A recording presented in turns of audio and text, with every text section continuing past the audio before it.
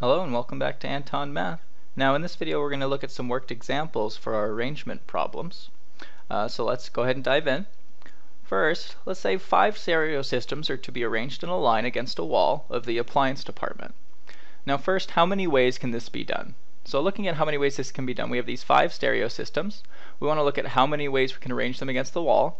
Well, this is just going to be P55. Right? How many permutations are there of 5 objects taken from a set of 5 objects? So we know that this is just going to be 5 factorial. And 5 factorial is defined as 5 times 4 times 3 times 2 times 1. And this gives us 120. So there are 120 ways to arrange 5 stereos against a wall. Now part 2, how many ways can this be done if the most expensive model must be in the middle? So we have these 5 spaces for our stereos, and this middle one is taken up by the most expensive model, right? So really, what we're looking at in this problem is we have these 5 stereos that we're arranging, but we've taken out the most expensive one, we've put it in the middle, and so now we need to look at how many ways we can arrange the other 4 stereos around it. Or, because there's 2 on each side, and that doesn't change, we can just look at the number of ways there are to arrange 4 stereos. Each of the numbers to arrange just the 4 stereos alone is going to be the same as one of the arrangements of the 5 stereos, with the most expensive stereo in the middle. So this is simply P44, or in other words 4 factorial.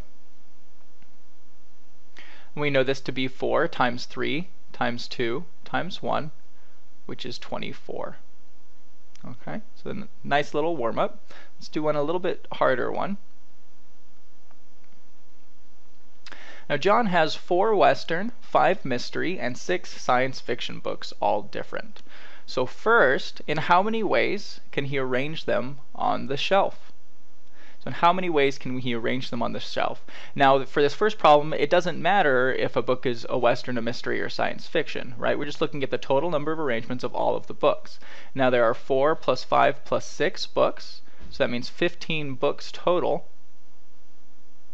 So we're really here looking at the number of ways we can arrange all 15 of these books. So this is going to be P15, 15,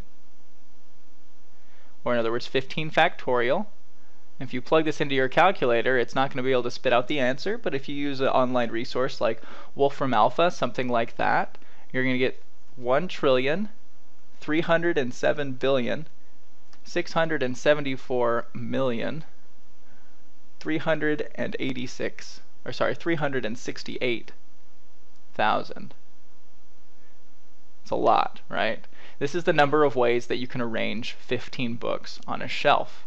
Now part 2 is a little bit more restricted, right? We want to know how many ways can he arrange them if all the books of the same genre must be grouped together. So first, we want to look at the number of ways we can arrange each genre within itself, and then multiply that by the number of ways we can arrange all of the genres together, right? So what I mean is there are 4 Western books. So there's going to be 4 factorial ways that I can arrange the Western books where they're all next to each other. So that's going to be a block of Western books. Now there's 5 mystery books, so that gives me 5 factorial ways that I can arrange the mystery books amongst themselves. And I have 6 factorial ways in which I can arrange the science fiction books amongst themselves. Now looking at the shelf, I could have mystery, and then I could have Western, and I could have science fiction, or I could have Western and then mystery and science fiction, or science fiction, mystery, Western, etc., right? So now I have these blocks. This gives me the number of ways I can arrange all of the books of the same genre together, but I need to multiply this by 3 factorial, because this is the number of ways that I can move the blocks of books around to get a different arrangement on the shelf, right? So this is how we count all of the different arrangements of doing this using our fundamental multiplication principle. And this is going to give us the number 1, 2, 4, 4, 1, 600. 600. So 12,441,600 ways that we can arrange all of these books. Now in these examples I only really used the factorial permutation, but after the next section when we talk about counting combination problems, we're going to have some more permutation use in the examples there, because we can talk about some more complicated examples that have a mixture of the two things.